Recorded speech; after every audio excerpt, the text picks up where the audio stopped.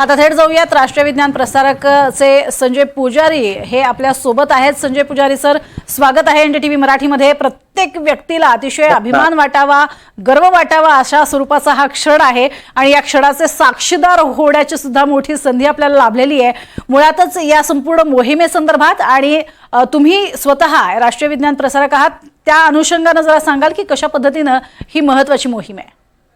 1984 मध्ये सुयोज T11 मधून आपले राकेश शर्मा अंतराळात गेले आणि एवढा मोठा कालखंड गेला आणि आज 2025 मध्ये आपले शुक्ला सर गेले आणि आता आम्ही त्यांचा आवाज ऐकला आणि आनंदाने ऊर भरून आला। त्या काळामध्ये आम्ही राकेश शर्माजींचा देखील आवाज ऐकला होता।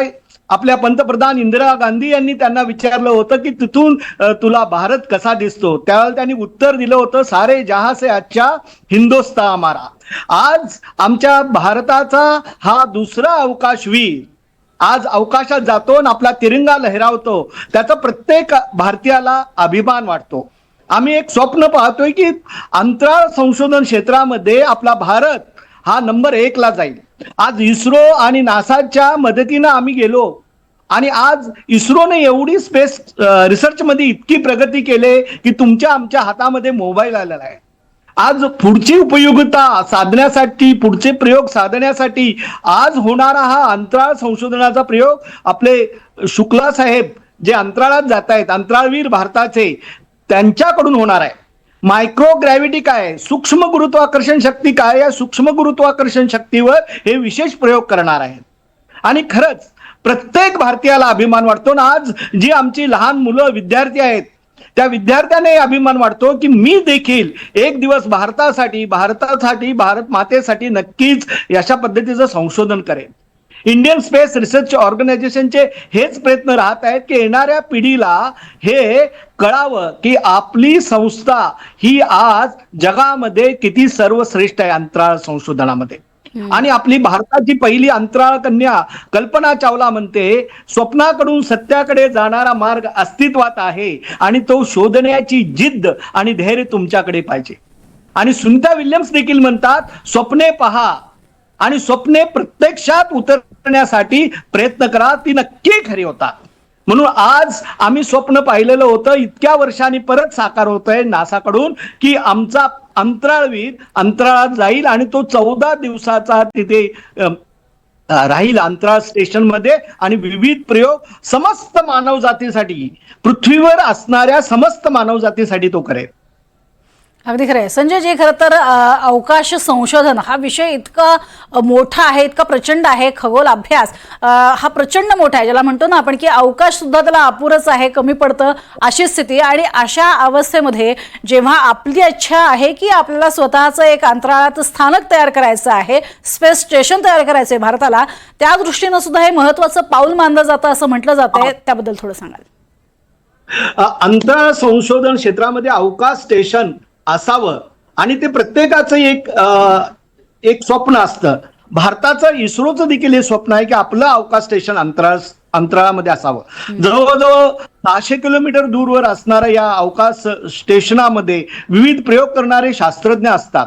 आज सुनीता विल्यम्स त्या अवकाश स्टेशनामध्ये, आंतरराष्ट्रीय अवकाश स्टेशनमध्ये राहिल्या, विविध प्रयोग केले आणि त्यांना सुखरूप परत आणलं। हे अवकाश स्टेशन भारतानं करण्यासाठी भारत प्रयत्नशील आहे, कारण इस्रोकडे एवढी बुद्धिमत्ता असणारे तंत्रज्ञ शास्त्रज्ञ आहेत आणि नव्या पिढीतले येऊ घातलेले शास्त्रज्ञ आहेत। हे नक्की हे स्वप्न आपल्या देशाचं पूर्ण करतील, कारण आज अवकाश स्टेशन झाल्यानंतर या आकाशामध्ये खगोलीय ज्या घटना आहेत त्यांचा अभ्यास आणि विविध ग्रहांपर्यंत पोहोचण्यासाठी असणारी स्टेप तयार होऊन जाईल। हे नक्कीच, यासाठी आपलं इस्रो नक्कीच प्रयत्नशील आहे। अगदी संजय जी, एकूण 60 प्रयोग या ठिकाणी केले जाणार आहेत तब्बल या 14 दिवसांच्या कार्यकाळामध्ये, आणि त्यातील 7 प्रयोग भारतानं सुचवलेले आहेत असंही सांगितलं जातंय। या प्रयोगांसंदर्भात थोडंसं सांगाल?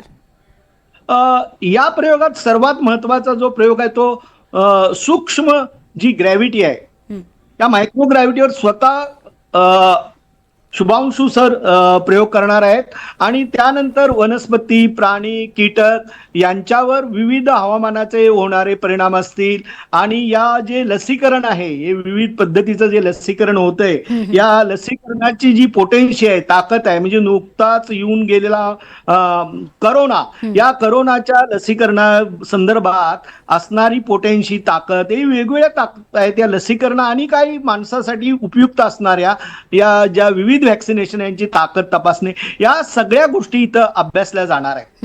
मानव जातीला जे उपयुक्त ठरणार आहे, कारण इतकी शुद्ध प्रयोगशाळा ग्रॅव्हिटीवर म्हणजे पृथ्वी तलावर करता येणार नाही, ती शुद्ध प्रयोगशाळा की मानवी शरीर जे अंतर्गत जितकं शुद्ध आहे, स्वच्छ आहे, तेवढी शुद्ध प्रयोगशाळा ही फक्त स्पेसमध्येच होऊ शकते आणि या स्पेस हे प्रयोग होऊ शकतात आणि ते सर्व मानव जातीला उपयुक्त ठरतील अशा पद्धतीचे हे प्रयोग असतील. केवळ 6च नाही, 6हून अधिक प्रयोग असतील आणि हे प्रयोग ची उत्तरं घेऊन, प्रयोग केलेली उत्तरं, त्याचे अनालिसिस होऊन 14 दिवसांनी आपल्याला सगळे परत मिळतील आणि रोज याचा डाटा पृथ्वीवरील नासाकडे आणि इस्रोकडे देखील येत जाईल. नक्कीच संजयजी, खूप खूप धन्यवाद आमच्याशी बोललात त्यासाठी, माहितीसाठी. The pilot, and he is going to perform 7 exclusive experiments which have been designed by India, which have been the kits have been provided by India. I'm glad to say 2 or 3 of those kits by the Department of Biotechnology. We have entered into a formal MOU with ISRO, between the ISRO and the DBT. Then there are kits provided by some of the IITs, kits provided by the Indian Institute of Sciences, which in other words means that the Indian partner in this entire mission is going to perform experiments related to microgravity, which are going to be of utility to even those agencies which started their space journey much earlier than us, including NASA.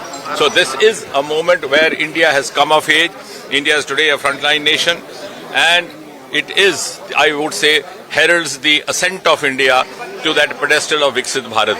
So the ascent of India to the pedestal of Rank 1 Viksit Bharat has started via space. So we also heard Chandrayaan 1 that is slated to launch in 2027. The fact that Indian astronaut Mr. Shukla is there. Actually the तर अगदी ज्यावेळेला संपूर्ण टीमनं अवकाशामध्ये झेप घेतली त्यावेळेला स्वतः शुभांशु शुक्ला यांनी संपूर्ण देशवासियांना एक संदेश दिलेला होता. भारतीयांना दिलेला काय होता तो संदेश ऐकूयात. जो मुझे नमस्कार मेरे प्यारे देशवासियों, वाटर राइड 40 साल बाद हम वापस अंतरिक्ष में पहुंच गए हैं और कमाल की राइड थी.